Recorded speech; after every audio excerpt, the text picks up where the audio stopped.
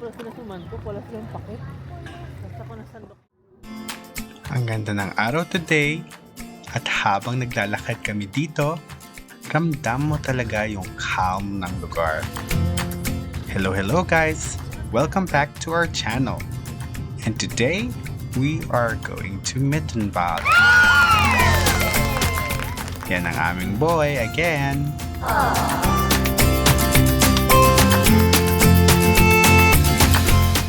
Ang dami naming views na nakikita na talaga namang breathtaking papunta doon sa place na yon. Like this one. Diba? Ang ganda.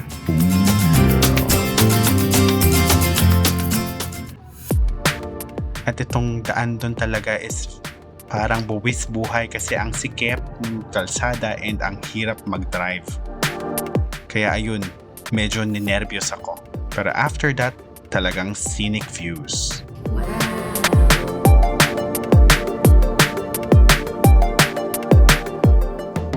Ito ay isang bunker.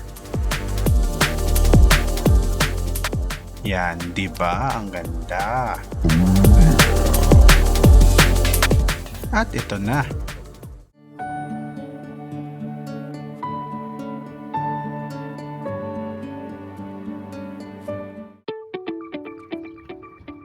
Welcome to Mittenwald. Yan ang kanilang fountain sa harap ng kanilang train station.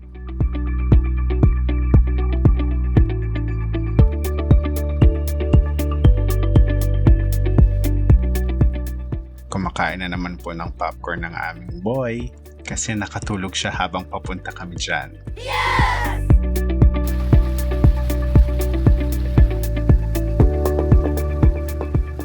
A fountain.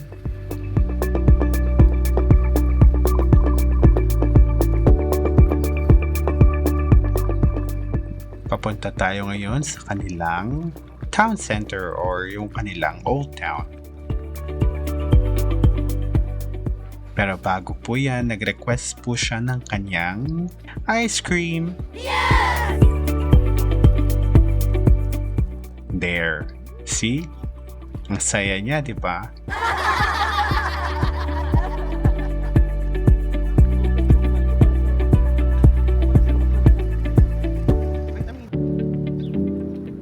At ito ang kanilang old town. Entrance pa lang yan.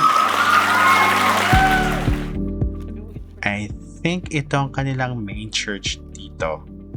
Kasi yan lang naman yung makita mong malaki dyan sa gitna ng town. Let's go! Pasukin natin.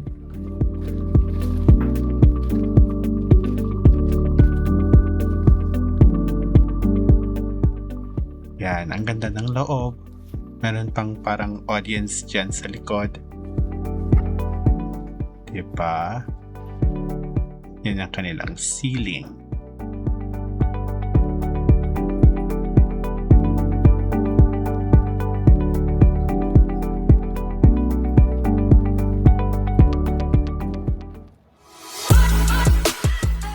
Now, we're gonna explore the town further.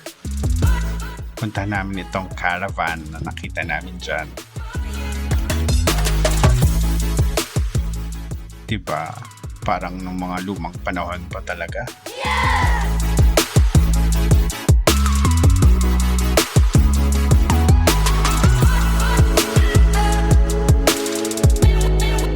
Pupunta tayo ngayon sa kanilang marketplace.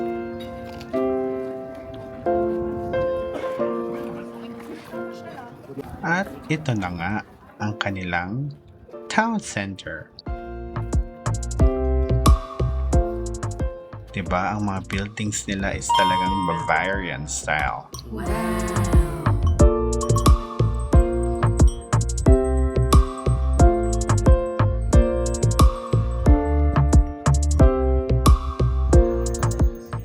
Yan talaga yung pinaka nagustuhan namin dyan the first time na nakapunta ako dito.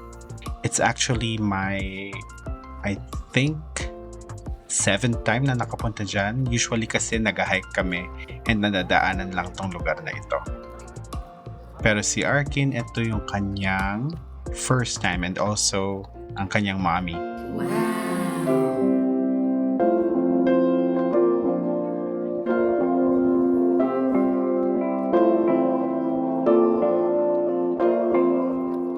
And for anyone traveling with a toddler too, we added the stroller and essentials we use.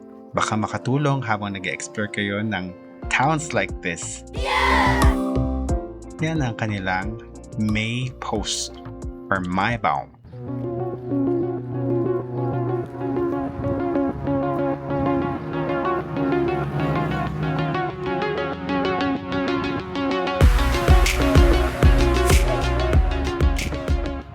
Diba naglaro siya ng coin maker? At ito ang aming lunch. Meron silang maliit na grotto sa gilid ng church.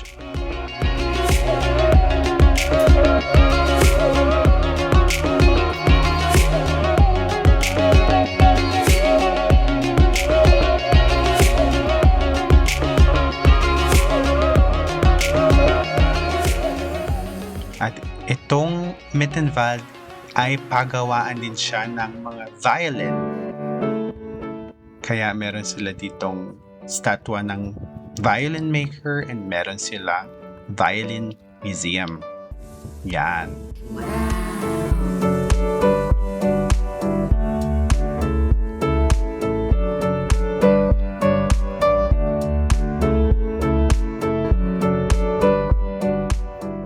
Medyo mainit ng araw na yan kaya medyo pawis kami.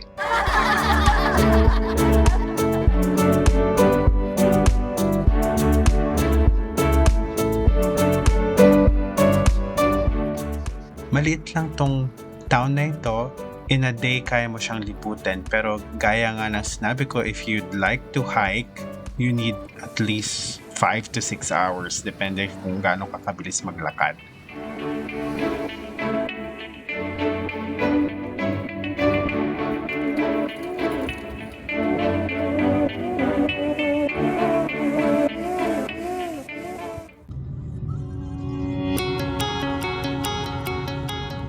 Ito ang mga view na matadaanan namin pauwi. Nakakapagod mamasyal pero ito yung mga moments na we will cherish forever. Diba? Ang ganda ng mountains. Ayan, pabalik na kami. Ito ay papuntang Austria. Papunta sa Innsbruck pabalik sa aming city.